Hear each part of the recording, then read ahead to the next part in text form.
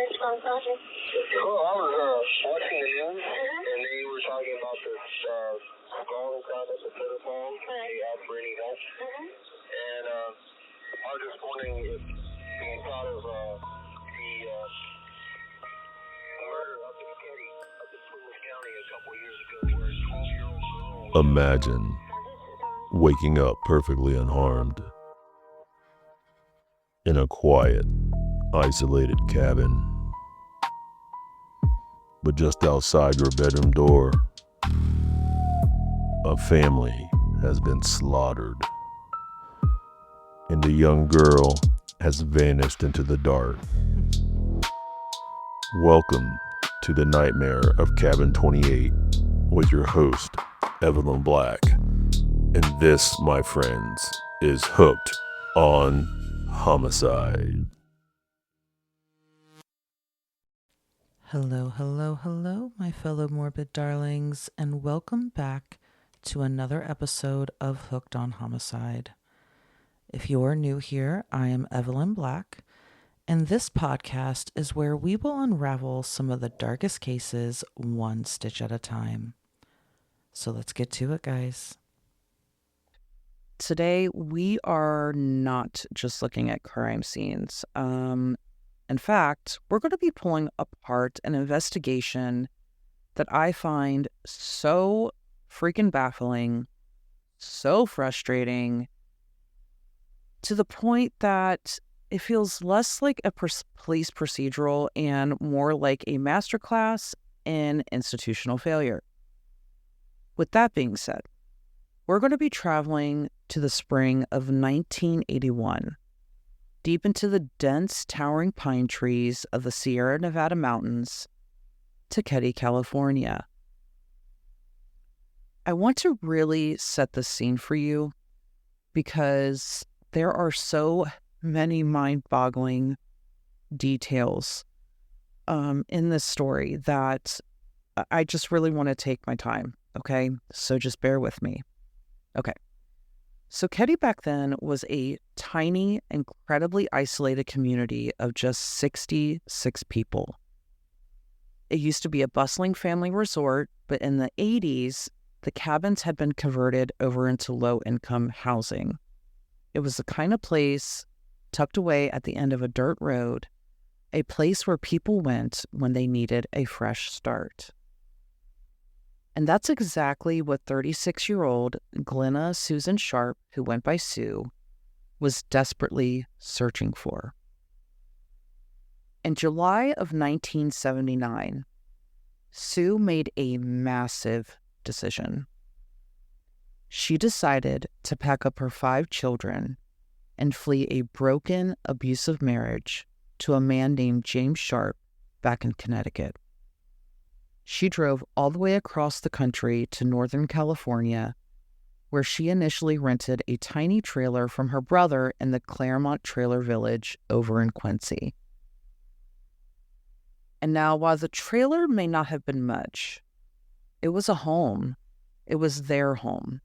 And once settled in, Sue began taking a typing class while also working at the local Elks Lodge and doing everything she could to provide for her children, who were then 15-year-old John, 14-year-old Sheila, 12-year-old Tina, 10-year-old Rick, and 5-year-old Greg. By the fall, the family actually caught a big break. Living in that tiny trailer was not comfortable, but they had made do, just as any family does. But a much larger home opened up at the Keddie Resort. And that home was Cabin 28. And here, this is a very bizarre detail that I actually discovered.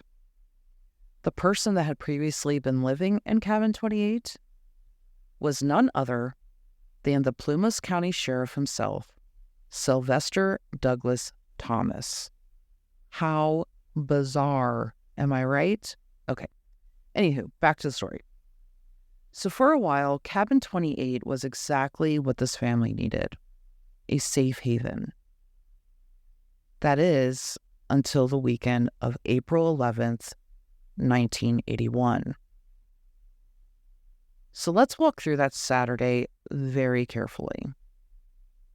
The day, it started normal, just as any other day.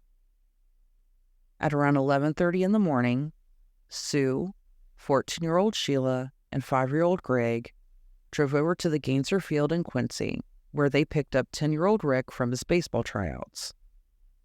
While on the way there, they spotted Sue's oldest son, 15-year-old John, and his 17-year-old friend, Dana Wingate, hitchhiking at the mouth of the canyon. So, like any other mother would, Sue decided to pick them up and drive them the 6 miles back to Keddie. Nothing unusual, right?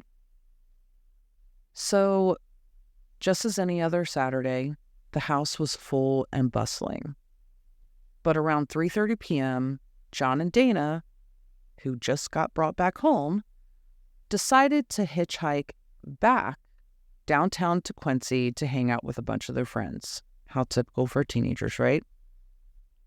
As the night fell, the kids scattered to do their own things, as children often do.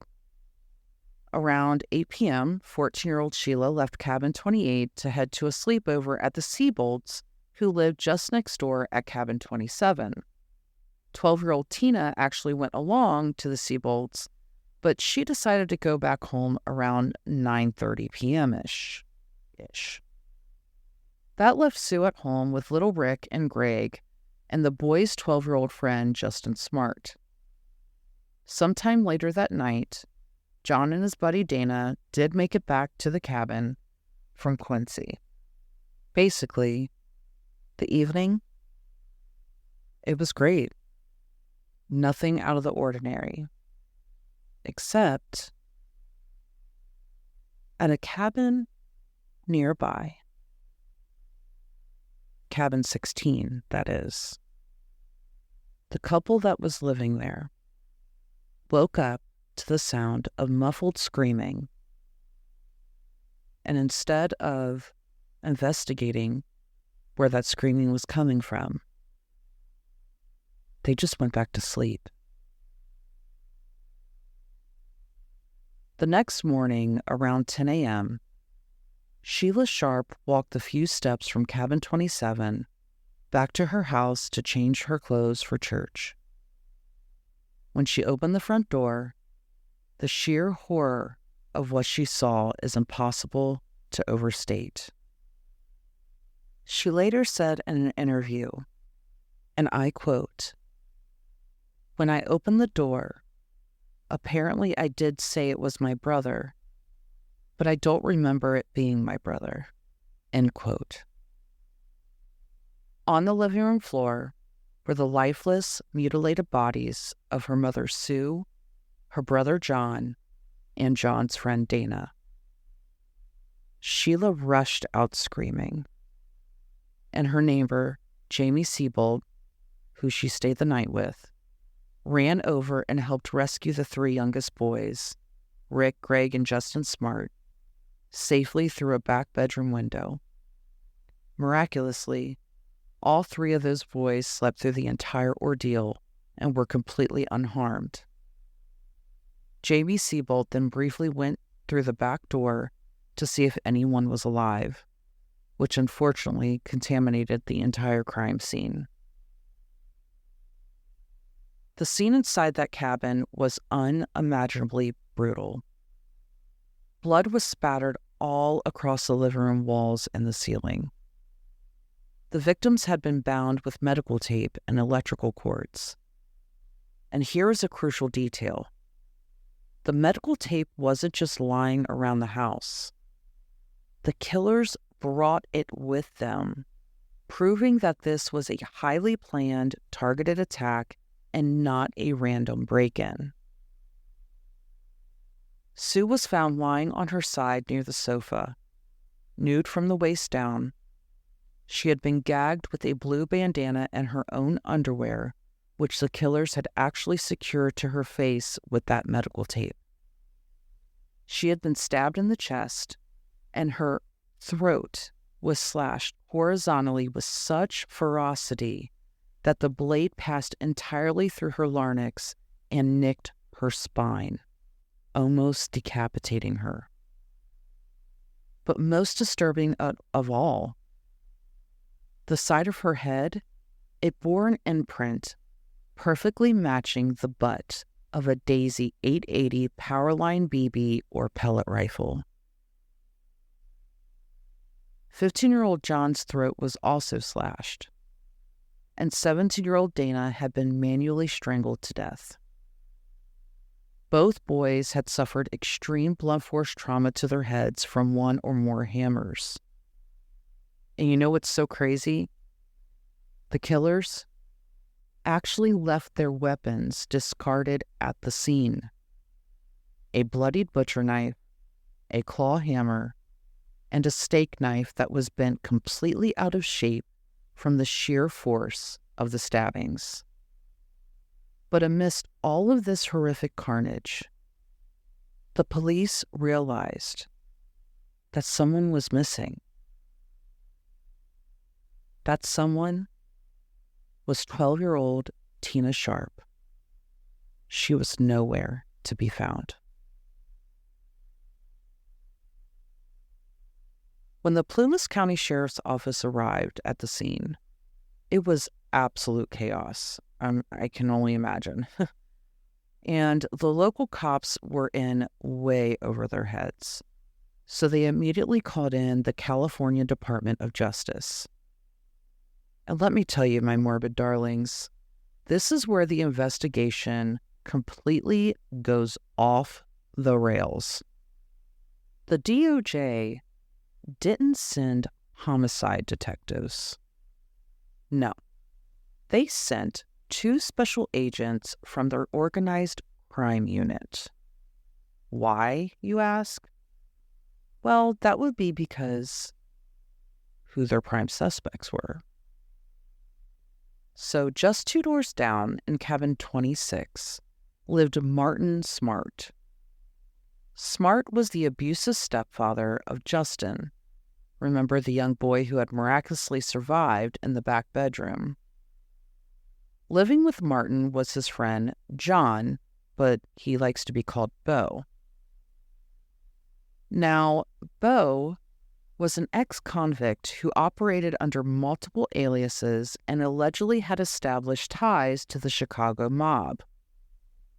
Because of Beau's background, the DOJ apparently focused their energy on investigating organized crime rather than solving the brutal massacre of a single mother and 2 teenage daughters. I would say I'm surprised, but I'm not. So, anywho, the motive was honestly staring everyone right in the face the entire time.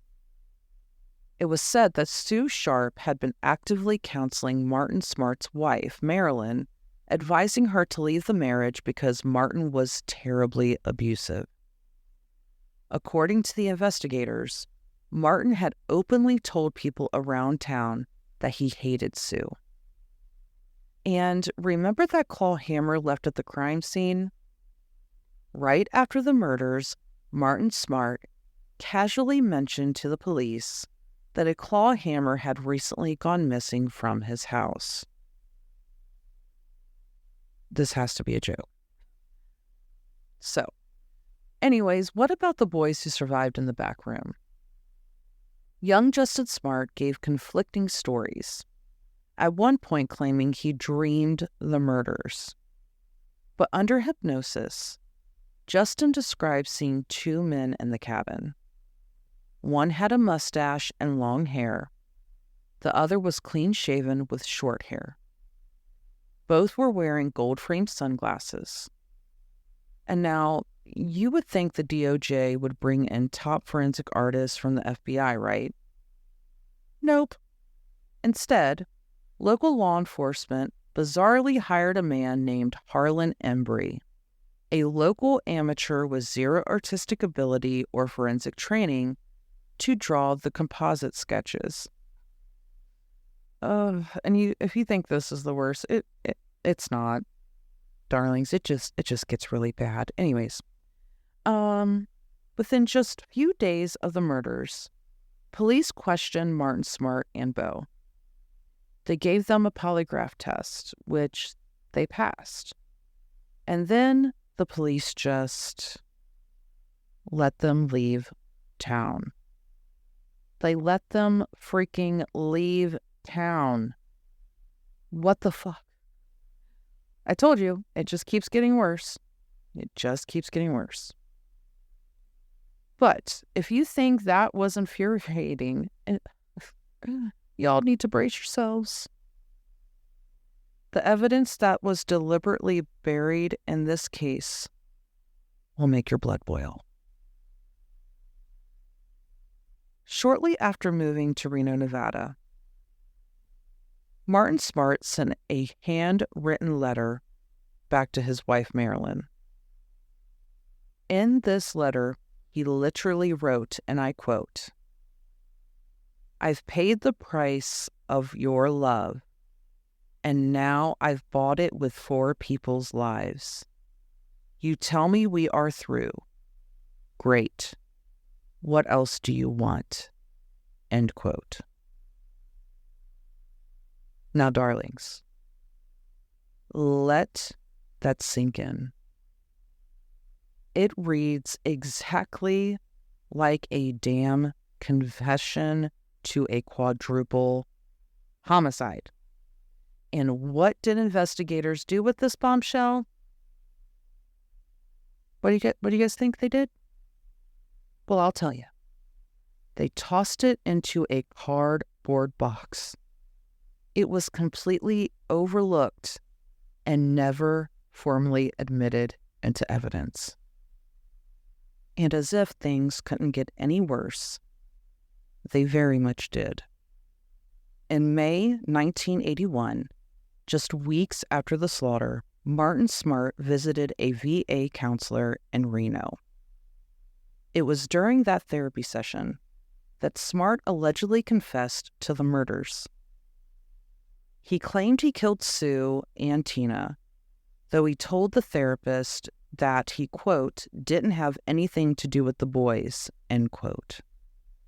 He allegedly said he killed Tina because she, quote, witnessed the whole thing, end quote. The therapist later explained that in counseling, there is what they call a delicate waltz to build trust.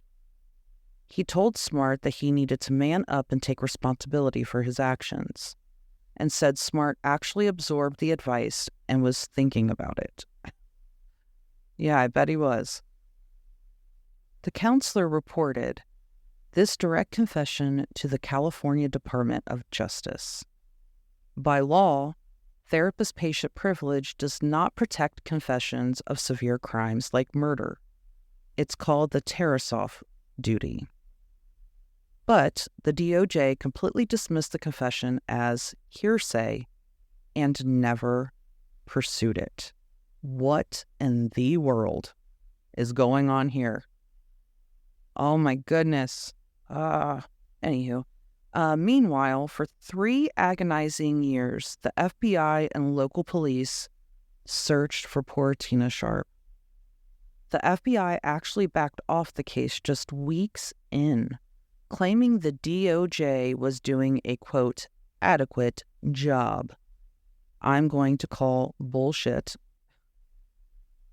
Finally, on April 11th, 1984, exactly 3 years to the day after the murders, a man named Ronald Pedrini, claiming to be a bottle collector, found the cranium of a human skull at a place called Camp 18 near Feather Falls.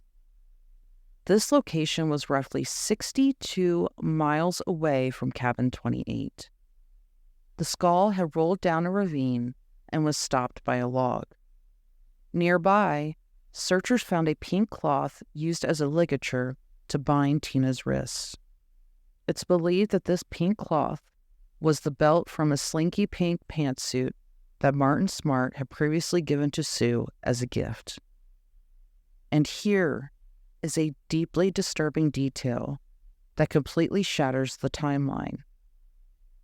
When forensics examined Tina's remains, they determined she died no earlier than 6 months after the murders. That means whoever took her from cabin 28 kept that 12-year-old little girl alive for at least half a year before she died. This poor girl was alive for 6 months, at least 6 months. And because they failed to do their job correctly, law enforcement allowed her to die. Shameful. This is shameful. Ugh, this makes me sick. Right after her remains were discovered, an anonymous caller dialed the Butte County Sheriff's Office, specifically identifying the skull as Tina's. Did the police trace that call? Can you guys guess the answer to that? I'm sure you can by now. That's a big fat no. Did they analyze the audio? Nope. The cassette tape of this critical tip was tossed into the bottom of an evidence box where it sat rotting for decades. I hope you guys are just as infuriated as I am at this point. Because of this catastrophic negligence, the killers walked.